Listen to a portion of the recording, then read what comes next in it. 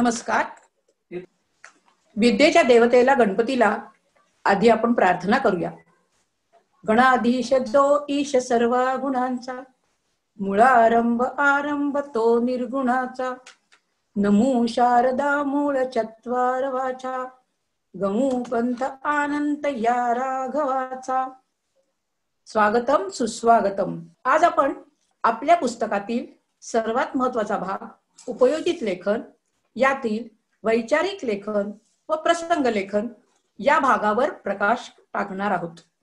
चला तर मग प्रथम वैचारिक लेखनाकडे वळूया. वैचारिक लेखन हा एक निबंध लेखनाचाच प्रकार आहे.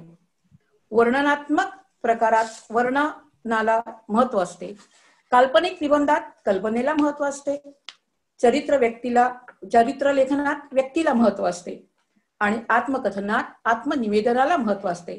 तसे वैचारिक लेखनात विचारांना महत्व असते, विवेचनाला महत्व असते आणि चिंतनालाही महत्व असते. म्हणून याच वैचारिक लेखनाच्या पद्धतीला विचार प्रधान निबंध, विवेचनात्मक निबंध किंवा चिंतनात्मक निबंध असेही म्हणतात.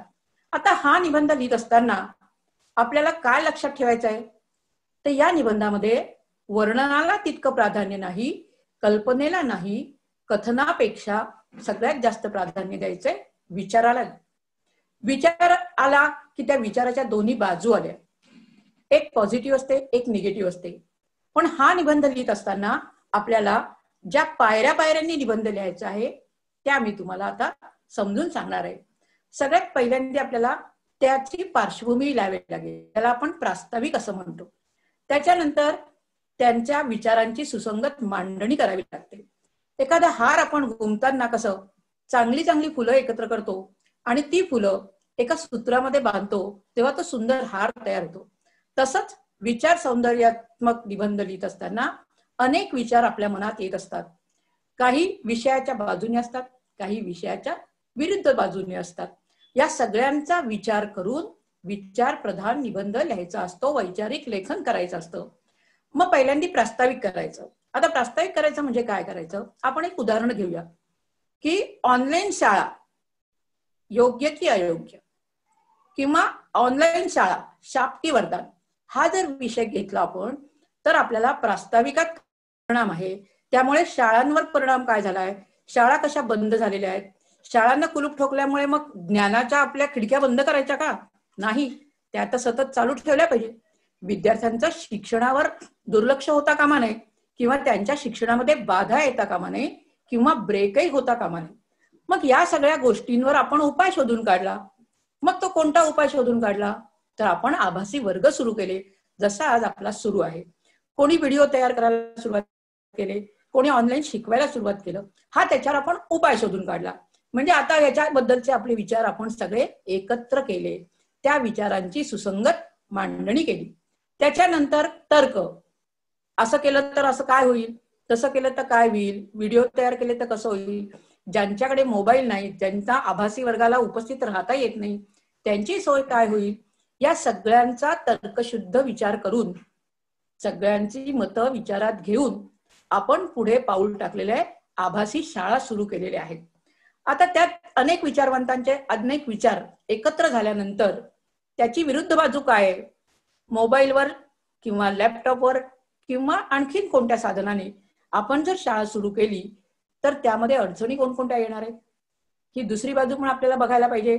शाळेत बाधा येऊ नये म्हणून आपण आभासी वर्ग सुरू केले खरं, परंतु ते मोबाईलच्या साहाय्याने आपण मुलांपर्यंत आभासी वर्गातलं अध्यापन पोहोचवणार असेल तर मग इतक्या लहान मुलांना किती वेळ मोबाईल द्यायचा, मोबाईल द्यायचा की नाही द्यायचा, नेटवर्क प्रॉब्लेमचं काय करायचं, हे सगळे असे वेगवेगळे विचार विरुद्ध दिशेने हे आपल्या समोर येतात. की किती वेळ आपण तर म्हणतो लहान मुलांनी मोबाईल वापरू नये, परंतु आता शाळाच आपण ऑनलाईन घेणार म्हणजे मोबाईल वापरणार, पण मग तिथे काय करायचं, असे अनेक विचाराच्या विरुद्ध दिशेचे विचार एकत्र आल्यानंतर त्याचं खंडन करायचं. खंडन करायचं म्हणजे काय करायचं, तर त्या अडचणींवर उपाय शोधून काढायचे. कसे उपाय शोधून काढायचे, ठीक आहे, मुलांजवळ मोबाईल नाही, शक्य त्या पालकांना मोबाईलची व्यवस्था करायला सांगायची. ज्यांच्याकडे मोबाईल नाही त्यांचं काय, त्यांच्याकरता काही प्रिंटेड नोट्स शिक्षकांकडनं तयार होऊन शाळेतून पालकांच्या सहभागाने विद्यार्थ्यांपर्यंत पोहोचवायच्या, असे अनेक शाळांनी केलेले आहे. मग किती वेळ शाळा घ्यायची? आपण एरवी जशी 12 ते 5 किंवा सकाळी 7:30 ते 12:30 घ्यायची, इतका वेळ मोबाईल समोर बसणं मुलांना योग्य आहे का? अयोग्य आहे. आपली विरुद्ध बाजू आपण सांगितली की लहान मुलांच्या हातात मोबाईल द्यायचा नाही, पण फार थोड्या वेळा करता, काही 2 तासाकरता, काही 1.5 तासाकरता, मुलांच्या वयाप्रमाणे, मुलांच्या वर्गाप्रमाणे, मुलांच्या मानसिकतेप्रमाणे आपण वेळेची बंधनं घालून दिली आणि 2 तास 2.5 तास वयानुसार, वर्गानुसार आपण ती योजना केली. म्हणजे आपण जे विरुद्ध बाजूचे विचार होते ते खोडून काढले. पण नुसतेच विचार खोडून काढायचे नाहीये की मुलांच्या डोळ्यावर परिणाम होईल, मुलांचं स्वास्थ्य धोक्यात येईल. नाही, त्याच्यावर उपाय सुचवायचे. याला आपल्या व्याकरणाच्या भाषेमध्ये खंडन असं म्हणतात. मग आता खंडन झालं, विरुद्ध बाजू मांडली, मग विरुद्ध बाजू मांडल्यानंतर त्यावरचे उपाय आपल्याला सुचवायचे आहेत. या उपायांना आपण व्याकरणामध्ये मंडन असा शब्द वापरतोय की आपले खंडन केलेले विचार कोणकोणत्या उपायांनी त्यातले दोष आपण काढू शकतो, याला म्हणायचं मंडन. म्हणजे प्रास्ताविक, खंडन, मंडन अशा एकेका पायरीने आपण हे वैचारिक लेखन लिहायचं आहे. मग सुविचार, म्हणी आणि संतवचन याच्यात जर आपल्याला काही घालता आली तर आपण ती घालू शकतो. आता बघा, आपल्या शाळा बंद असल्या तरी कुणाचं शिक्षण थांबलेलं नाही. मग हे आभासी वर्ग आतापर्यंत आपण कधीच सुरू केले नव्हते. आता का सुरू केले? कारण गरज ही शोधाची जननी आहे. आज आपल्याला त्याची नितांत गरज भासली आणि या गरजेतून आपण या आभासी वर्गाचे क्लासेस सुरू केले, शाळा सुरू केल्या. म्हणजे आपली गरज काय होती की मुलांपर्यंत शिक्षण पोहोचवायचं आहे. म्हणजे असा एक म्हणा, सुविचार म्हणा, आपण आपल्या निबंधामध्ये घालू शकतो. विचारवंतांचे विचार वेगवेगळ्या, जर तुम्ही वर्तमानपत्र वाचली तर वर्तमानपत्रातून ह्याच्याबद्दलचे विचार आपल्या समोर गोळा करून ठेवले, एकत्रित करून ठेवले कात्रणं, तर ते विचारही आपण त्यामध्ये घालू शकतो आणि विषयाला अनुसरून एखादी म्हण, एखादं संत वचने आपण त्यात लिहू शकतो. म्हणजे खंडन मंडन केल्यानंतर आपण कोणत्या निष्कर्षाप्रती पोहोचलेलो आहोत तो निष्कर्षही आपल्याला वैचारिक लेखनात शेवटी लिहावा लागतो. म्हणजे किती नुकसान होत असेल तरी सुद्धा आपण मुलांना शिकवायचंच असा निष्कर्ष काढायचा नाही. मुलांचं नुकसान होऊ न देता, मुलांच्या शिक्षणात खंड न पडू देता ही ज्ञानगंगा त्यांच्यापर्यंत कशी पोचवायची आणि त्याचे वेगवेगळे उपाय कसे अंमलात आणायचे हा आपला निष्कर्ष राहील. हे सगळे विचार लिहित असताना एक गोष्ट आपल्याला निश्चित लक्षात ठेवायची आहे की प्रत्येक विचाराकरता वेगवेगळा पॅरिग्राफ किंवा परिच्छेद घालायचा आहे. म्हणजे अशा वेगवेगळ्या परिच्छेदातून आपण वेगवेगळे विचार मांडले तर त्या वैचारिक लेखनाचा दर्जा उंचावल्यासारखा होतो आणि हा विचारप्रधान निबंध आपण व्यवस्थित घालू शकतो. दुसरं एक छोटंसं उदाहरण आपण पाहतो की मोबाईल शाप की वरदान. आता मुलं काय करतात, एक वाक्य मोबाईल शाप आहे त्याचं नुकसान लिहितात, दुसरं वाक्य फायदा लिहितात, तिसरं वाक्य परत नुकसान होतात. असं लिहायचं नाही. मोबाईलमुळे काय काय फायदे होतात, मग काय काय नुकसान होतं, मग ते नुकसान दूर करण्याकरता कोणकोणते उपाय आहेत, या सगळ्या गोष्टी विचारात घेऊन मग निष्कर्ष काढायचा आहे की मोजक्या वेळा, महत्वाच्या वेळेलाच मोबाईल वापरायचा आहे. एरवी गेम खेळण्यात मोबाईलचा जास्त वापर करायचा नाही. मोबाईल वापरत असतानाही अधेमध्ये डोळ्यांना आराम द्यायचा. मोबाईल वापरत असताना त्याचा किती दुरून पाहायचा, स्क्रीन गार्ड आहे का, डोळ्याला काही त्रास होतोय का, आपल्या डोळ्यातून काही पाणी वगैरे येते का, याची सुद्धा काळजी घेऊन तो मोबाईल वापरायचा आहे. असा त्या निबंधाचा निष्कर्ष आपण काढू शकतो. आता आपल्याला वैचारिक लेखन करायचं आहे किंवा विचारप्रधान निबंध लिहायचा आहे. मग त्यासाठी आपल्यामध्ये कोणकोणत्या क्षमता असायला पाहिजेत ते आपल्याला आता बघावं लागेल. आता आपण बघूया वैचारिक लेखनासाठी आवश्यक असलेल्या क्षमता.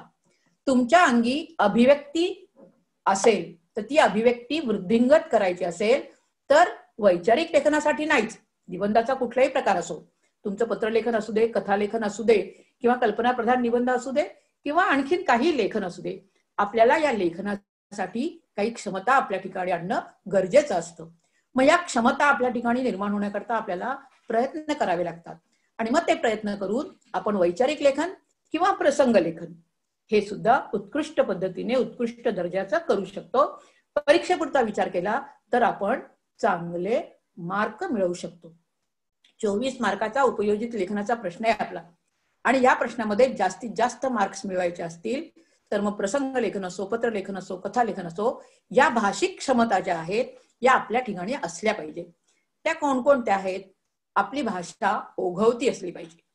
कशी? ती भाषा एका विचारातून दुसरा विचार, दुसरा विचारातून तिसरा विचार, असं बरोबर क्रमाक्रमाने आले पाहिजे.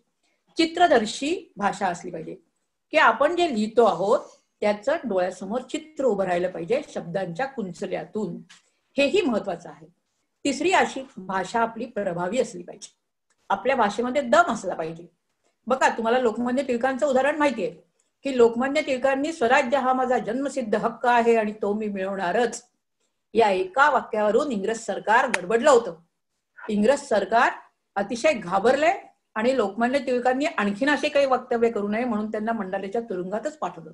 केवढी प्रभावी भाषा बघा. लोकमान्य टिळकांना हातामध्ये कोणतंही शस्त्र वापरावं लागलं नाही. शब्द हीच शस्त्र त्यांची होती आणि त्या शब्दांनीच त्यांनी लोकमानसात गणेश उत्सवाच्या माध्यमातून, शिवजयंतीच्या माध्यमातून जन प्रचार केलेला आहे आणि स्वातंत्र्याचं महत्व पटवून दिलेलं आहे. याला म्हणतात प्रभावी भाषा. दुसरं, आपल्याला अवांतर वाचन करायला हवं. मराठीच्या सर्व अभ्यासक विद्यार्थ्यांनी, शिक्षकांनी अवांतर वाचन निश्चित केलं पाहिजे. काय काय वाचू शकतो आपण अवांतर वाचनामध्ये? वर्तमानपत्र आहे, एखादं साप्ताहिक आहे लोकप्रभासारखं, काही पाक्षिक असतात, काही मासिकं असतात. याच्यातून वेगवेगळ्या विषयांचं आपण वाचन केलं पाहिजे. आणि नुसतंच हे वाचन करायचं नाही, तर हे वाचन करत असताना काही महत्वाचे मुद्दे, काही महत्वाची टिपणं लिहून ठेवली पाहिजे. एखादी डायरी मेंटेन करायला पाहिजे, काही कात्रणं जमा करायला पाहिजे, काही लेखांचा संग्रह करायला पाहिजे. मग अशा वेळेला आपल्याला हा सगळा संग्रह वैचारिक लेखन करताना उपयोगी पडतो. जेव्हा निबंध लिहायचा आहे तेव्हा आपल्याला कात्रणं शोधावी गरज नाही. आपल्याजवळ जर संग्रह असेल तर या विषयाची कोणती कात्रणं आपण कापून ठेवलेली आहेत, या विषयाचा कुठला लेख आपल्याजवळ एखाद्या वर्तमानपत्रातला कापून ठेवलेला आहे, हा बरोबर आपल्याला आठवतो आणि लेखन आपलं चांगल्या दर्जाचं होऊ शकतं. तसंच आपल्याला सूक्ष्म निरीक्षणाची सवय लावून घ्यायची. प्रत्येक प्रसंग असो, घटना असो, त्याकडे सूक्ष्म नजरेने बघता आलं पाहिजे. त्यातले बारकावे आपल्याला ओळखता आले पाहिजे आणि तेही टिपता आले पाहिजे आणि कागदावर उतरवता आले पाहिजे. सद्यस्थितीचे अद्ययावत ज्ञान असलं पाहिजे. आज समाजामध्ये काय घडतंय, जगात काय घडतंय. आज आपल्याकडे साधनं भरपूर आहेत. टीव्ही आहे, मोबाईल आहे, ईमेल आहे, जीमेल आहे, सगळे साधन आहेत. पण त्या साधनांचा चांगल्या कामाकरता कसा वापर करून घेतो आपण, कोणकोणत्या बातम्या ऐकतो, आपल्याला आपल्या गावात काय चाललंय, आपल्या राज्यात काय चाललंय, आपल्या देशात काय चाललंय, जगात आज काय चाललेलं आहे, या सगळ्यांचं ज्ञान असणंही गरजेचं आहे. तसंच अभिव्यक्तीचं कौशल्य.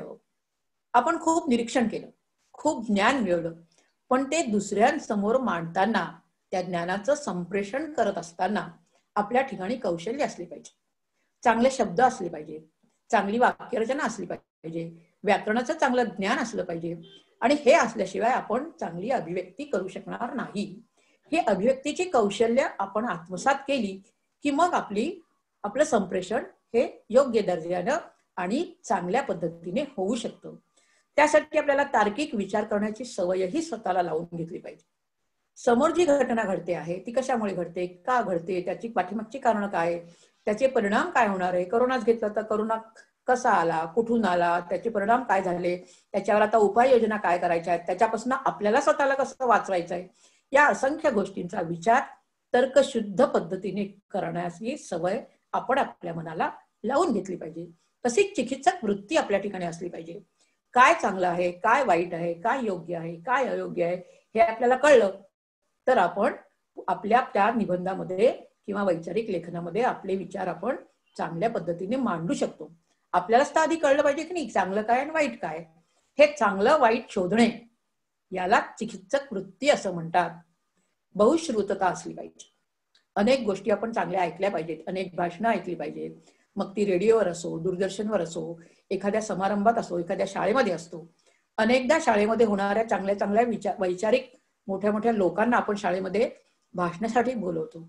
त्यावेळेला आपण ती भाषणं, त्या भाषणातले विचार, त्यांची मतं ही कान देऊन ऐकली पाहिजे.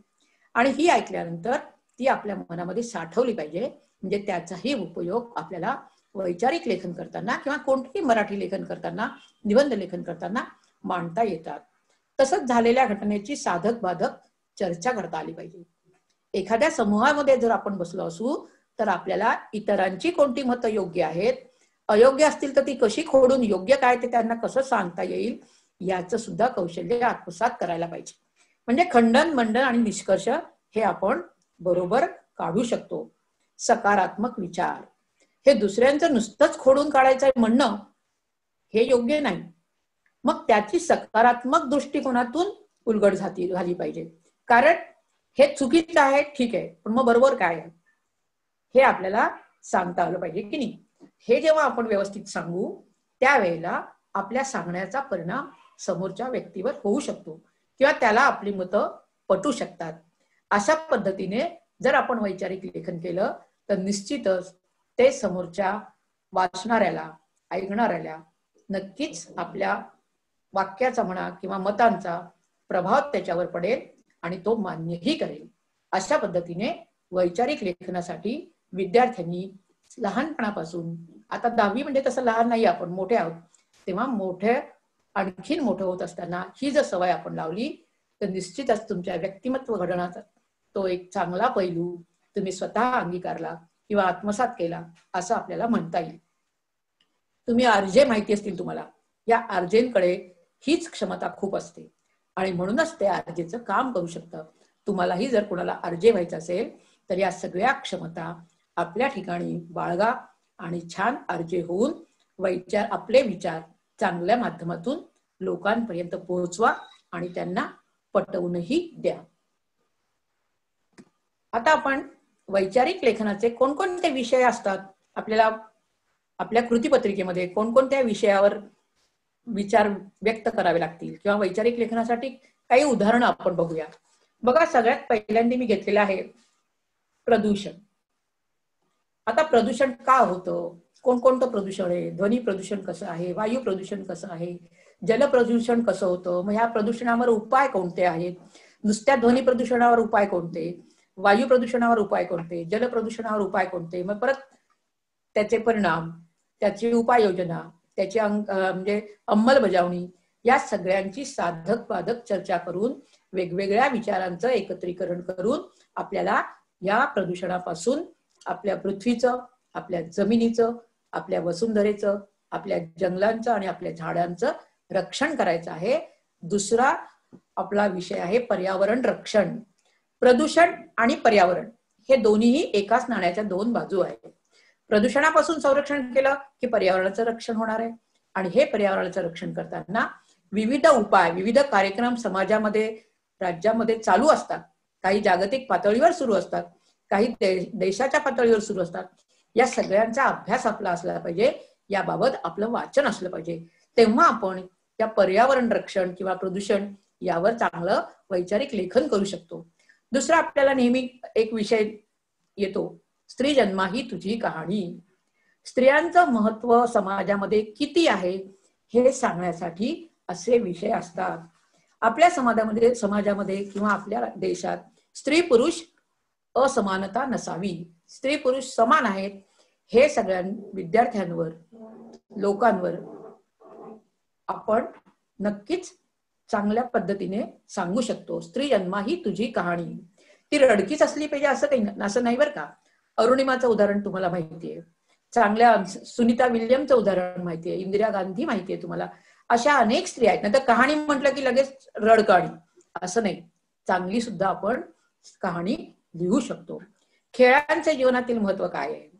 आता लॉकडाऊनमुळे आपण अनेकदा क्रीडांगणापासून दूर राहिलेलो आहोत, परंतु ते दूर राहिल्यानंतर त्याचा परिणाम आपल्यावर काय झालेला आहे आणि उद्या आपण खेळायला गेल्यानंतर कोणकोणत्या चांगल्या गोष्टी आपल्याला मिळणार आहेत याचं महत्व घरी राहून आपल्याला कळले. खेळांमुळे आपल्या जीवनामध्ये किती आरोग्याला फायदा होतो, आपलं सुदृढ शरीर कसं बलवान होतं, या सगळ्या गोष्टींची चर्चा करून वैचारिक लेखन आपल्याला करायला पाहिजे. एखादा विद्यार्थी असेल, तो म्हणेल नाही नाही खेळामुळे माझा वेळ वाया जातो, मी अजिबात ग्राउंडवर खेळायला जाणार नाही, मी 10, 15, 20 तास जेवढं जमेल तेवढं मी अभ्यासच करणार. त्याचा परिणाम त्याच्या शरीरावर होणार आहे आणि मग त्याचे डोळे, त्याची शारीरिक क्षमता कशी इतरांपेक्षा थोडी कमी राहणार आहे हे सुद्धा आपल्याला पटवून देता आलं पाहिजे. सगळ्यात महत्वाचा आणि तिसरा निबंध आहे ग्रंथ हेच आपले गुरु. तुम्हाला माहितीये म्हण, वाचाल तर वाचाल. वाचाल म्हणजे काय? वाचन कराल. जितकं जास्तीत जास्त वाचन कराल तितकं तुम्ही या समाजामध्ये, या जगामध्ये स्वतःला वाचवाल. पहिल्या वाचालचा अर्थ आहे वाचन कराल, आणि दुसऱ्या वाचालचा अर्थ आहे आपण स्वतःला वाचवू, आपल्या स्वतःला सिद्ध करू. कोणत्याही अडचणी येऊ द्या, त्या अडचणींवर मात करण्यासाठी आपल्याजवळ विविध ग्रंथ आहेत. तुमच्या आता गुगल आहे, ईमेल आहे, जीमेल आहे, या सगळ्यांचं तुम्ही वाचन करून स्वतःला हव्या त्या संकटातून मात करण्याकरता, संकटावर मात करण्याकरता, अडचणीतून निघण्याकरता वेगवेगळे उपायही शोधू शकतात. आपण वाचनातून काय नाही शिकू शकत? ग्रंथ हेच गुरु आहेत आपले. आज आपल्याला शाळा नाहीत, शाळांपासून आपण दूर आहोत. 1-2 तास आपण मोबाईलवरनं या आभासी वर्गातून शिकतो आहोत, परंतु स्वयं अध्ययनासाठी वाचाल तर वाचाल ही सवय जर आपण लावून घेतली तर आपल्या लक्षात येईल ग्रंथ हे आपले गुरु कसे आहेत. दुसरा एक महत्वाचा अजून वैचारिक लेखनामध्ये विचारता येण्यासारखा कृतीपत्रिकेमध्ये येणारा प्रश्न असतो, शाप की वरदान. विज्ञान शाप की वरदान, मोबाईल शाप की वरदान, संगणक शाप की वरदान, असे जे वेगवेगळे विषय असतात, हे विषय मी तुम्हाला मगाशीच सांगितलं की आंतरजाल वर्ग हे शाप की वरदान. तसं एक बाजू आधी मांडायची, नंतर दुसरी बाजू मांडायची, दुसरी बाजू मांडल्यानंतर त्याच्यातली नक्कीच एक योग्य असेल, एक अयोग्य असेल. मग अयोग्य बाजूवरचे उपाय सांगायचे आणि उपाय झाल्यानंतर त्याचा निष्कर्ष काढायचा.